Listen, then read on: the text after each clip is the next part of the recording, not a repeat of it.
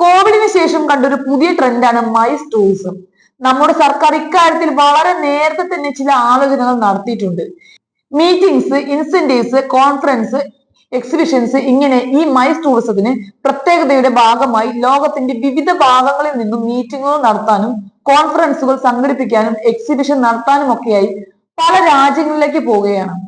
ഇത് നമുക്ക് ഏറ്റവും സാധ്യതയുള്ളതാണ്. ഇതിന്റെ ഭാഗമായി ഇപ്പോൾ തന്നെ ടൂറിസം വകുപ്പ് എടുത്തൊരു തീരുമാനമുണ്ട്. ഈ 2025 കൊച്ചിയിൽ വെച്ച് മൈസ് ടൂറിസത്തെ മാത്രം ലക്ഷ്യമിട്ടുകൊണ്ട് ഒരു വലിയ കോൺക്ലേവ് സംഘടിപ്പിക്കാനാണ് സർക്കാർ തീരുമാനം. അതിന്റെ നീക്കങ്ങൾ ആരംഭിച്ചു കഴിഞ്ഞു. ടൂറിസം ഇൻഡസ്ട്രിയാണ് അതിന് നേതൃത്വം കൊടുക്കുന്നത്. ടൂറിസം ഇൻഡസ്ട്രി നേതൃത്വം കൊടുക്കുമ്പോൾ കേരള ട്രാവൽ മാർട്ട് തന്നെ അതിന്റെ നേതൃത്വപരമായ പങ്ക് വഹിക്കുന്നുമുണ്ട്. ഇതിൽ വർക്കല നമുക്ക് വലിയ സാധ്യതയുള്ള ഒരു ടൂറിസ്റ്റ് കേന്ദ്രമാണ്.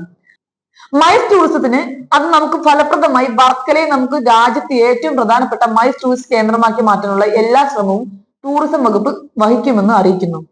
ആർട്ടിഫിഷ്യൽ ഇന്റലിജൻസ് അടക്കമുള്ള സാങ്കേതിക വിദ്യയുടെ കടന്നുവരവോടെ ആളുകളുടെ തൊഴിൽ സമയം കുറയുന്ന സാഹചര്യം വിനോദസഞ്ചാര രംഗത്ത് കുതിപ്പിന് സഹായകരമാകുമെന്ന് ധനമന്ത്രി പറയുകയുണ്ടായി.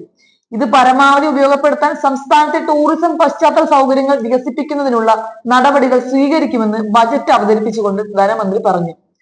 ഇതിന്റെ ഭാഗമായി മൈസ് ടൂറിസം വികസിപ്പിക്കും. ഇതിനായി വൻകിട കൺവെൻഷൻ സെന്ററുകളും ഡെസ്റ്റിനേഷൻ ടൂറിസം സെന്ററുകളും ആരംഭിക്കും.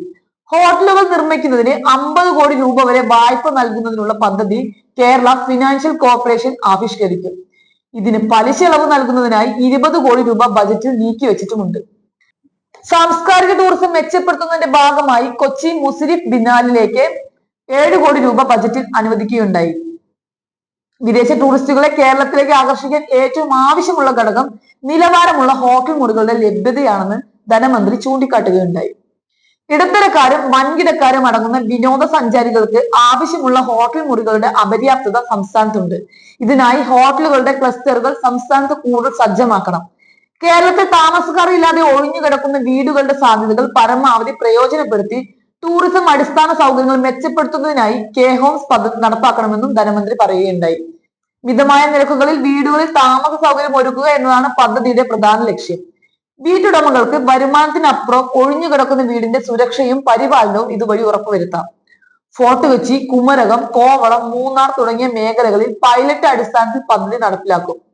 ഇതിനായി ബജറ്റിൽ 5 കോടി രൂപ നീക്കിവെച്ചിട്ടുമുണ്ട്.